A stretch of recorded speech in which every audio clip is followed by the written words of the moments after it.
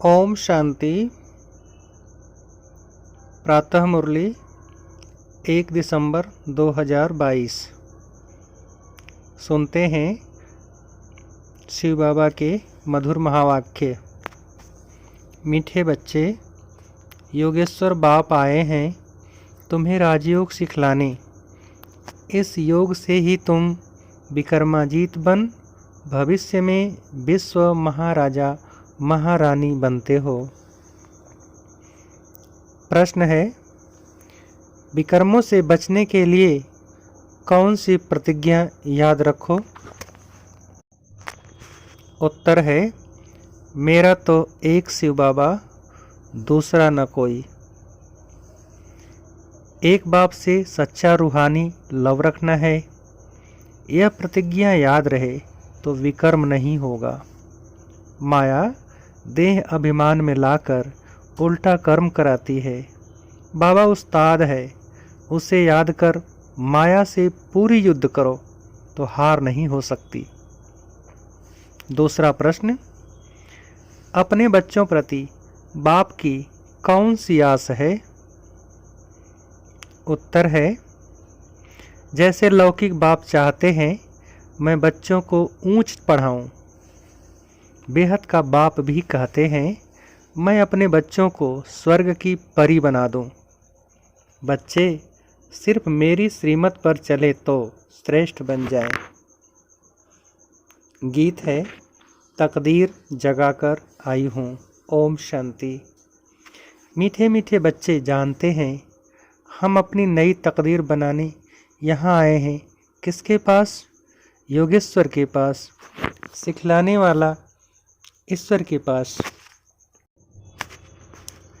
इसको कहते हैं राजयोग। ईश्वर योग सिखलाते हैं। कौन सा योग? हठ योग तो अनेक प्रकार का है, ये जिस्मानी योग नहीं है। सन्यासियों का तत्व योग ब्रह्म योग है, उनको ईश्वर योग नहीं सिखाते। तुम बच्चे जानते हो परम पिता परमात्मा हमको फिर से कल्प पहले मुआफिक राजयोग सिखलाते हैं। सन्यासी ऐसे कभी नहीं कहेंगे यह योग कल पहले भी सिखाया था और अभी भी सिखला रहा हूँ। तुम बच्चे कह सकते हो वह हठयोगी राजयोग सिखला नहीं सकते हैं। हमको सिखलाने वाला शिव बाबा है जिसको योगेश्वर कहा जाता है। मनुष्य भूल से श्री कृष्ण को योगेश्वर कह देते हैं। श्री कृष्ण सतयुग का प्रिंस है, वहाँ योग की बात ही नहीं। यह बहुत अच्छी पॉइंट्स है समझाने की तरकीब सीखो। युक्ति से समझाया जाता है। तुम्हारा सारा मदार योग पर है। जितना योग में रहेंगे उतना विक्रमाजीत बनेंगे। भारत का प्राचीन योग बहुत गाया हुआ है।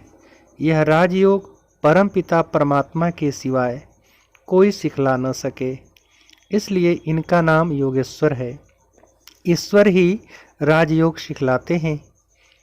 किसके लिए राजयोग सिखलाते हैं? क्या भारत को राजाई देते हैं? नहीं, सिर्फ भारत की बात नहीं, तुम बच्चों को सारे विश्व का मालिक बनाने के लिए राजयोग सिखलाते हैं। यह एम ऑब्जेक्ट क्लियर है। भल राजाई कोई टुकड़े पर करेंगे, विश्व में तो नहीं करेंगे, परंतु कहने में आता है विश्व का मालिक। तुम बच्चे जानते हो नई दुनिया के लिए हम तकदीर बना कर आए हैं। सारे विश्व नई बन जाती है। कैपिटल भारत है। तुम्हारे नए विश्व में भी कैपिटल दिल्ली होगी। उनका नाम गाया हुआ है परिस्तान। तुम हो ज्ञान परियां। ज्ञान सागर में गोता खाकर मनुष्य से बदल स्वर्ग की परियां बन जाते हो। यह मान सरोवर है ना? कहते हैं वहाँ स्नान करने से मनुष्य परी बन जाते हैं। तुम यहाँ आए हो स्वर्ग की परियां बनने के लिए। तुम बादशाही लेते हो, तुम्हारे पास जेवर आदि ढेर होंगे। तुम कहेंगे हम राजयोग सीखते हैं जिससे हम भविष्य में महाराजा महारानी बनेंगे। परंतु अगर श्रीमत पर अच्छी रीति चलेंगे तो ऐसे मत समझना कि प्रजा में जाने वाले को परी कहेंगे। नहीं, श्रीमत पर दैवी गुण धारण करने हैं, लौकिक बाप का बच्चों में मोह होता है तो कहते हैं मैं बच्चों को ऊंच पढ़ाऊं, या बाप भी कहते हैं इन्हों को एकदम स्वर्ग की परी बना दूं। श्रीमत पर जितना चलेंगे उतना श्रेष्ठ बनेंगे, कोई भी तकलीफ नहीं है। साहूकारों को सुनने की फुर्सत नहीं मिलती, सिर्फ गरीबों को फुर्सत मिलती है। तुम्हारे जितनी फुर्सत किसको नहीं है। जिनको लफड़े ज़्यादा हैं उनका योग लग नहीं सकता। आज बाबा बच्ची से पूछ रहा था कि तुम जानती हो कि हम किसके रथ की सेवा कर रहे हैं। घोड़े की संभाल करने वाला समझेगा कि हम फलाने साहेब के घोड़े की संभाल कर रहे हैं। तुम भी जानते हो यह किसका रथ है। अगर शिव बाबा को याद कर तुम इस रथ की सेवा करो तो तुम बहुतों से अच्छा पद पा सकती हो। यह हुआ रथ। याद तो शिव बाबा को करना है, यह भी याद रहे तो बेड़ा पार हो सकता है। बाबा कहाँ के लिए राजयोग सिखलाते हैं? भविष्य नई दुनिया के लिए, और सिखाते हैं संगम पर। श्री कृष्ण कैसे राजयोग सिखाएंगे? वह तो सतयुगी राजाई में था, परंतु वह राजाई किसने स्थापन की? बाप ने। प्राचीन देवी देवताओं को ऐसा किसने बनाया? किसने राजयोग सिखाया? वह श्री कृष्ण का नाम लेते हैं। बाप कहते हैं मैं तुम बच्चों को अभी सिखला रहा हूँ। तुम तकदीर जगा कर आए हो भविष्य नई दुनिया में ऊंच पद पाने के लिए। बाप कहते हैं मुझे याद करो तो पवित्र दुनिया का मालिक बनो, और कोई उपाय नहीं। एक तरफ याद करते हैं पतित पावन आओ, दूसरे तरफ नदियों को कहते हैं पतित पावनी। कितनी भूल है। बात छोटी है परंतु मनुष्यों की आँख खोलनी है। बाप जब आते हैं आकर समझाते हैं कि पतित पावन मैं हूँ, मैं ही तुमको ज्ञान स्नान कराए पावन बनाता हूँ। यह पतित दुनिया है। सन्यासी अनेक प्रकार के योग सिखलाते हैं, परंतु राजयोग तो एक ही सिखलाने वाला मैं हूँ। परमपिता परमात्मा को ही पतित पावन कहते हैं। उनको कितना याद करना चाहिए। फिर मैनर्स भी अच्छे चाहिए। हम 16 कला संपूर्ण बनते हैं। खान पान शुद्ध होना चाहिए। कोई झट धारण करते हैं, गाया हुआ है सेकंड में जीवन मुक्ति। एक जनक थोड़े ही होगा, मिसाल एक का दिया जाता है। द्रौपदी एक थोड़े ही होगी, सबकी लाज रखते हैं। स्त्री पुरुष दोनों को पतित होने से बचाते हैं। गीता में श्री कृष्ण का नाम लिख दिया है। इस समय तुम बच्चे जो कुछ भी करते हो भक्ति में यादगार बनता है। शिव बाबा का कितना बड़ा मंदिर है। जो सर्विस करते हैं उनका नामाचार निकलता है। तुम्हारा दिलवाड़ा मंदिर एक्यूरेट यादगार है।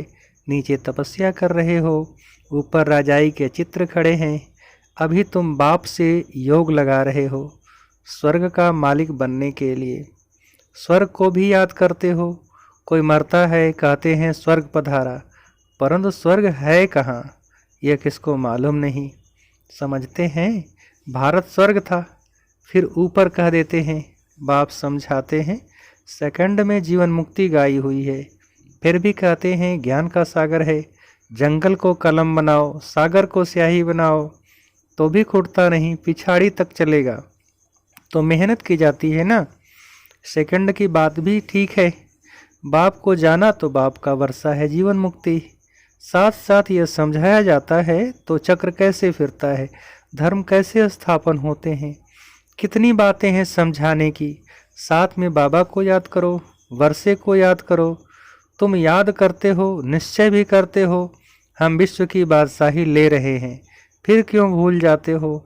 बाबा कहते हैं जितना याद करेंगे उतने विकर्म विनाश होंगे। इसमें टाइम लगता है जब तक कर्मातीत अवस्था हो जाए। कर्मातीत अवस्था हो गई फिर तो तुम यहाँ रह नहीं सकते हो। बच्चों को वर्षों से समझाते रहते हैं। बात है बिल्कुल सहज, अल्फ और वे। चक्र का राज भी बाबा समझाते हैं। बुद्धि में पूरा राज आता है तो फिर औरों को भी समझाना पड़ता है। सारा झाड़ बुद्धि में आ जाता है। बाप से सहज ते सहज वर्षा लेना है। कहते हैं बाबा योग नहीं लगता, माया विकर्म करा देती है।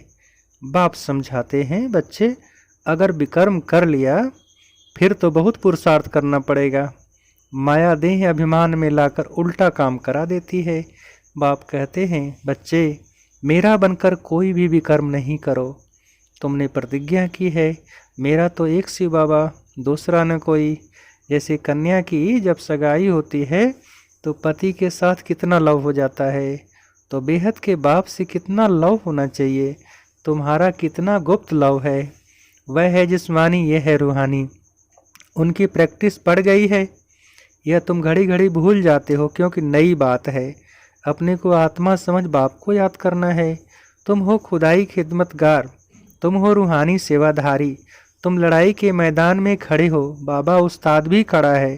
कहते हैं माया के साथ पूरी युद्ध करो, जो यह 5 विकार प्रवेश ही न करें।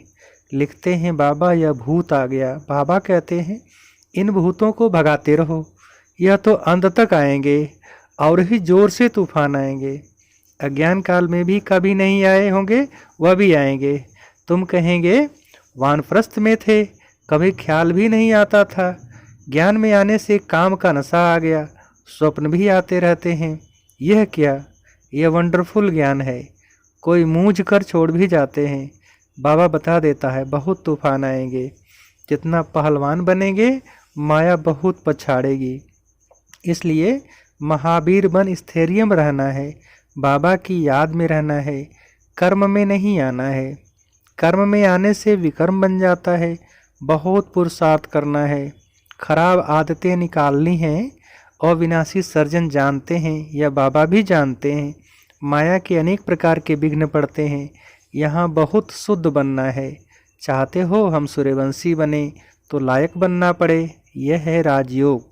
प्रजा योग नहीं है तो पुरुषार्थ कर राजाई लेनी चाहिए। तुम युक्ति से गुप्त रीति से कहाँ भी जा सकते हो, बोलो हमको बताओ। हम किसको याद करें जो हम दुख से छूट जाएं। भला कहते हैं भारत का प्राचीन योग, वह क्या है। आप हमको राजयोग सिखला सकते हो जो हम राजा बने। ऐसी ऐसी बातें करते ज्ञान में ले आना चाहिए। तुम ऐसी पहलवानी दिखाओ जो एक ही बात से उनकी बुद्धि ढीली हो जाए।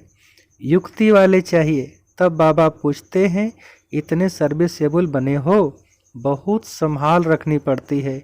दुनिया इस समय बहुत गंदी है। यह भी एक कहानी है, द्रौपदी के पिछाड़ी कीचक लगे। इसलिए बाबा कहते हैं बहुत खबरदार रहना है। मूल बात है राजयोग की। किसको भी यह समझाओ कि राजयोग सिखाया बाप ने, नाम डाला है बच्चे का। दूसरी यह बात सिद्ध करो कि गीता का भगवान शिव है, जिससे स्वर्ग का वर्षा मिलता है।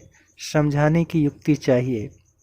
तुम्हारी सर्विस है रूहानी, वह सोशल सर्विस भी जिस्मानी करते हैं। वह है जिस्मानी सोसाइटी, यह है रूहानी सोसाइटी। रूह को इंजेक्शन लगता है, तब कहते हैं ज्ञान अंजन सतगुरु दिया। अब आत्मा की ज्योति बुझी हुई है। मनुष्य जब मरते हैं तो दीवा जलाते हैं, समझते हैं आत्मा अंधेरे में जाएगी। बरोबर बेहद का अंधियारा है, आधा कल्प घृत नहीं पड़ा है। आत्मा की ज्योति बुझ गई है। अब ज्ञान का घृत पड़ने से रोशनी हो जाती है। अब बाप बच्चों को कहते हैं कि मामेकम याद करो। यह श्री कृष्ण तो नहीं कह सकते, हम आत्मा भाई भाई हैं, बाप से वर्षा ले रहे हैं। अच्छा हम कितना समय याद में रहते हैं, यह चार्ट रखना अच्छा है। प्रैक्टिस करते करते फिर वह अवस्था पक्की हो जाएगी। यह युक्ति अच्छी है। सर्विस भी करते रहो, चार्ट भी रखो, फिर उन्नति को पाते रहेंगे। अच्छा, मीठे मीठे सिकिल्धे बच्चों प्रति माता पिता बाप दादा का याद प्यार और गुड मॉर्निंग। रूहानी बाप के रूहानी बच्चों को नमस्ते। हम रूहानी बच्चों की रूहानी बाप को नमस्ते नमस्ते नमस्ते। धारणा के लिए मुख्य सार। पहली पॉइंट, कोई भी भूत अंदर प्रवेश न हो, इसकी संभाल करनी है। कभी भी माया के तूफानों में मूझना नहीं है, खराब आदतें निकाल देनी है। दूसरी पॉइंट, याद का चार्ट रखना है। साथ साथ रूहानी सेवाधारी बन रूहों को ज्ञान का इंजेक्शन लगाना है।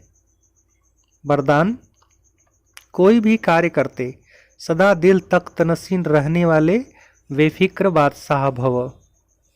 विस्तार, जो सदा बाप दादा के दिल तख्त नशीन रहते हैं वे विभिक्र बादशाह बन जाते हैं, क्योंकि इस तख्त की विशेषता है कि जो तख्त नशीन होगा वह सब बातों में बेफिक्र होगा। जैसे आजकल भी कोई कोई स्थान को विशेष कोई न कोई नवीनता विशेषता मिली हुई है, तो दिल तख्त की विशेषता है कि फिक्र आ नहीं सकता। यह दिल तख्त को वरदान मिला हुआ है, इसलिए कोई भी कार्य करते सदा दिल तख्त नशीन रहो।